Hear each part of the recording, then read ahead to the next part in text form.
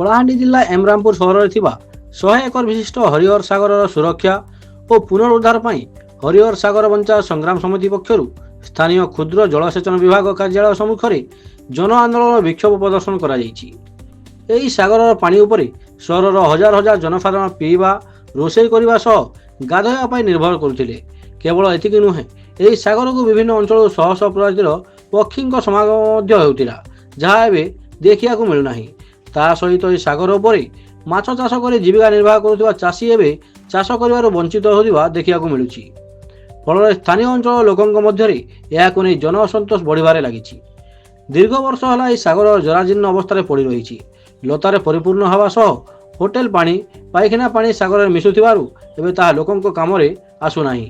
ଏହି ସାଗର କ୍ଷୁଦ୍ର ଜଳସେଚନ ବିଭାଗ ଅଧୀନରେ ଅଛି, ହେଲେ ଏହାର ପୁନରୁଦ୍ଧାର ଓ ସୁରକ୍ଷା ପାଇଁ ବ୍ଲକ ପ୍ରଶାସନଠୁ ଆରମ୍ଭ କରି ଜିଲ୍ଲା ପ୍ରଶାସନ ପର୍ଯ୍ୟନ୍ତ ବାରମ୍ବାର ଅଭିଯୋଗ କଲେ ସୁଦ୍ଧା କୌଣସି ସୁଫଳ ମିଳିନଥିବା ବେଳେ ହରିହର ସାଗର ବଞ୍ଚାଅ ସଂଗ୍ରାମ ସମିତିର ନେତୃତ୍ୱରେ ସ୍ଥାନୀୟ ଲୋକେ ମିଶି ଜଳସେଚନ ବିଭାଗ କାର୍ଯ୍ୟାଳୟ ସମ୍ମୁଖରେ ବିକ୍ଷୋଭ ପ୍ରଦର୍ଶନ କରିବା ସହ ବିଭାଗ ଏସଡିଓଙ୍କୁ ଏକ ଦାବିପତ୍ର ପ୍ରଦାନ କରିଥିଲେ।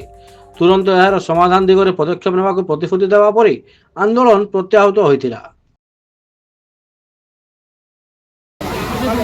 ଆପଣଙ୍କର ରାମପୁର ବାସିନ୍ଦାଙ୍କର ଯାହା ଯାହା ଦାବିପତ୍ର ଅଛି ମୁଁ ଇନିସିଆଲ ଅଫିସକୁ ଯୋଗାଇବି।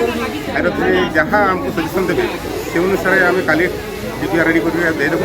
ତାପରେ ଯେଉଁଟା ଏମର୍ଜେନ୍ସି କାମ, ଯେଉଁଟା କ୍ଲିନିଂଟା ଦେଖିছে 10-12ଟା ଆମର ଗାଧୁଆ ଘାଟ ଅଛି, ସେଇଠି ମା' ବହିନମାନେ ଗାଧୁଛନ୍ତି, ତ ସେଇଟା ନିହାତି ଜରୁରୀ। ଯେହେତୁ ଆପଣଙ୍କ ରାମପୁର ଏରିଆରେ ୱାଟର ସ୍କାରସିଟି ଅଛି, ଆଉ ସାର୍ ଆଦେଶ ଦେଲେ ଆମେ 10 ଦିନ ଭିତରେ କାମ କରିବାକୁ ଚେଷ୍ଟା କରୁଛୁ।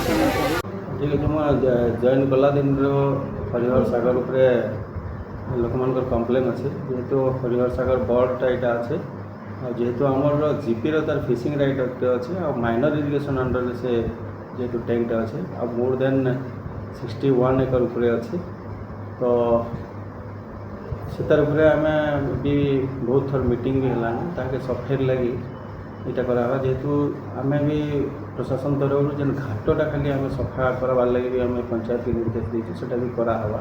3-4ଟା ଘାଟ ସେମାନେ ଡିମାଣ୍ଡ କରିଥିଲେ। ଟୋଟାଲ୍ ସଫାଇ ଲାଗି ବହୁତ ଟଙ୍କା ଖର୍ଚ୍ଚ ହେବା। ସେଟା ବି MI SDO ବି ଆସିଥିଲେ, ମିଟିଂ ବି ଆମେ କରିଥିଲୁ। MI SDO ବି ତାର ଉପରେ ଗୋଟେ DPR ପ୍ରସ୍ତୁତ କରିକି ସେମାନେ ହାୟର ଅଥରିଟିକୁ ଦେବେ।